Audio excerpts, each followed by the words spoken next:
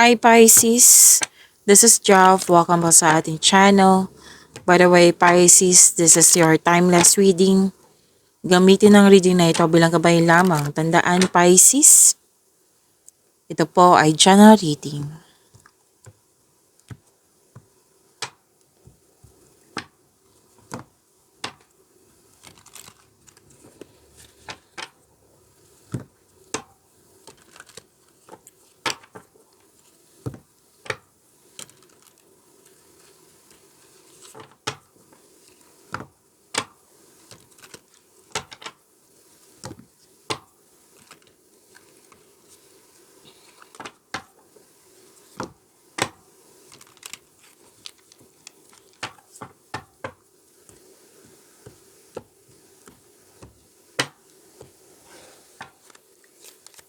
Maraming salamat po sa inyong patuloy na suporta sa mga nag-donate, sa mga hindi nag-skip ng ads.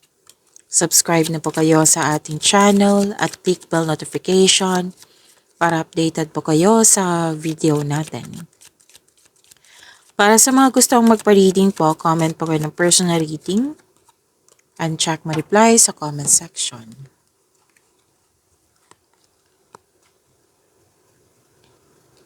Okay. Dalawang card po kasi nagsabi dito, Pisces, na pwedeng lumabas ito kahapon sa inyo or the other day na reading.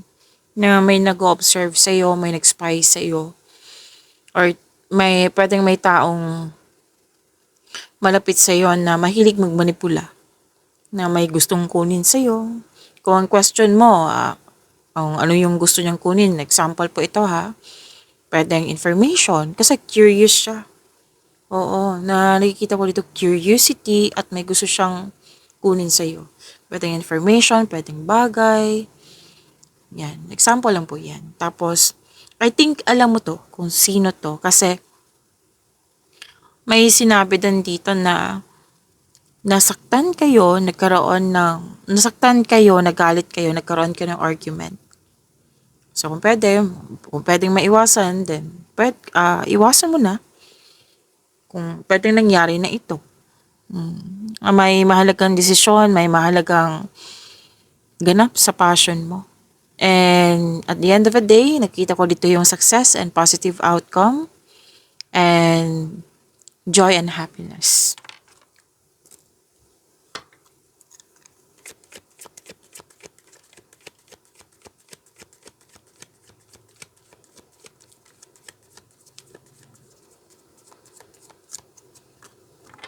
Energy, Pisces.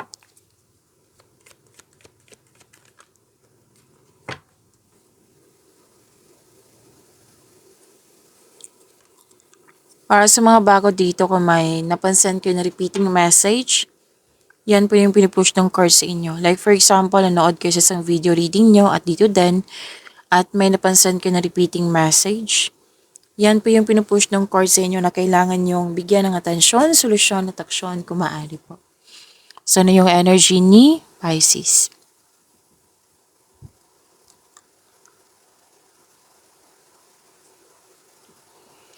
Okay. Andito po, yung lumabas dito na sa dalawang card at andito din siya sa tarot cards nyo. Yung taong hindi totoo sa'yo. Which is to clarify din dito na nagkaroon ng hindi pagsasang-ayon, may away. So, kung hindi pa nangyari to, sana'y naiwasan nyo. Pero pwedeng at first parati kang, sinabi kanina, di ba, na provoke. Kaya ka nagalit. May nakita kasi ako ditong selos, inggit, mandaraya, tuso, kompetisyon, rivalry, na taong malapit talaga to sa'yo. Posibleng may panilinlang at pwedeng nakikita ko kasi dito na hindi ka masaya. Pwedeng conflict sa isang situation. Yan. Pero most likely sa tao to eh. So may hindi nagkaroon ng pagsasang-ayon, nagkaroon ng away. At Yes, competition. Pwedeng may nanggaya sa'yo. Pwede din na may gusto siyang kunin kasi kung anong meron sa'yo, gusto niya rin meron siya. Yan. So, ingat na lang. Pwedeng, di ba may sinabi ako kanina na tutol? Oh, yan yung magkakos ng delay. Pwedeng may mga nangyari na hindi mo control. And ang sabi ng court dito, maging kalma. You need to slow down. Hindi ibig sabihin na may tutol or may nangyaring argument or conflict, hihinto ka na. You have to move forward. Okay? Pwedeng naiirita ka sa mga tanong ng tanong sa'yo.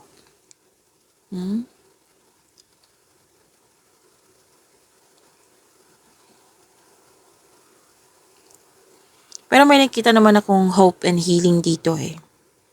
Yes. Actually, dalawang card po na mismo nagsabi dito na mukhang magpapatayo ka ng bahay.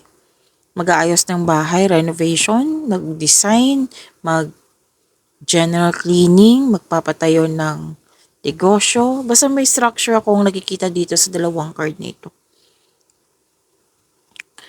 And huwag kayong mawalan ng pag-asa kasi sinabi naman ng card dito na all your dreams are coming true. Magkakaroon ng healing po. You're healing from the past and feeling hopeful. Pero kung sa pera to, this is money luck. L-U-C-K.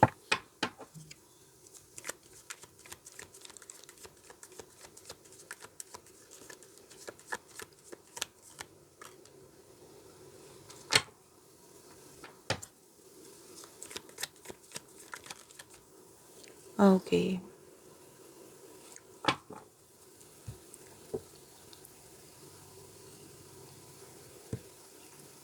Sa career and money niyo po, Pisces, nakikita ko dito na may job offer or any kind of opportunity sa yung career and money na very excited ka. Marami kang ginagawa dito eh. Sobrang busy. So, sa mga ginagawa mo, mukhang may deadline or nag-promise ka na matatapos. Yan. So, or pwede din na wala kayong usapan pero umaasa siya. At ang advice ng card dito na i-prioritize mo yung task na may time management na just make sure you can deliver on your promises. Makakatanggap kayo ng magandang balita. And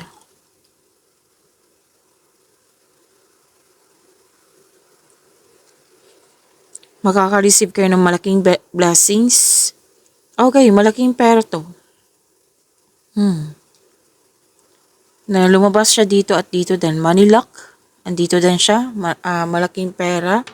And dalawang card po mismo nagsabi dito na may change career or paglilipat or may babaguhin lang kayo sa mga ginagawa dyan. May biyahe. Pwedeng travel pa abroad or biyahe lang sa malayong lugar.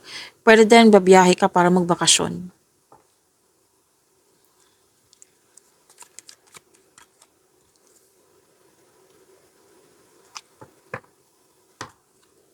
Love life, self-love, partnership, and romance ni Pisces. By the way, Pisces, may love reading kayo kanina. Oo. Malalaman mo po kung ano yung iniisip ng person mo. Kung hindi nyo mahanap, hanapin nyo po sa channel natin. Dito lang po sa channel natin. Kaka-upload lang po. At huwag niyong kalimutan na mag-subscribe sa channel natin at i-click yung bell notification para updated po kayo sa reading natin.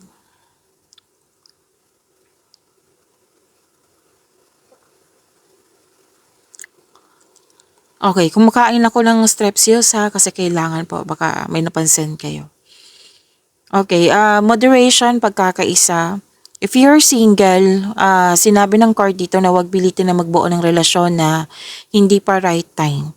Tapos sinabi ng card dito na huwag mag-alala kasi ang universe is working behind the scenes na ibibigay talaga yung nakatadhana sa iyo. So magtiwala sa divine timing. Sa mga relasyon sa buhay mag-asawa, may emotional intense na mangyayari, ang taas ng trust level nyo sa isa't isa. And this may lead to the next level sa inyong relasyon.